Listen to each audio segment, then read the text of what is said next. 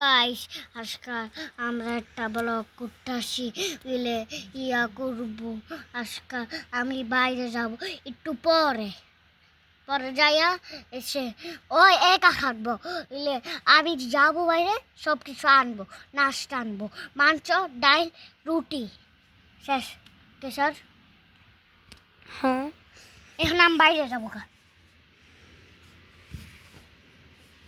সাবধান rice moment তুই নিয়ে যা মোবাইল। দিদি কেমনি নিব?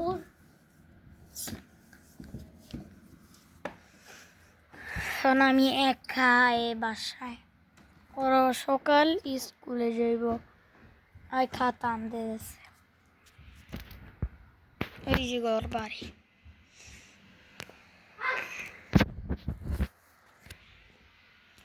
আখে ফারানা শালক এসে করবো না।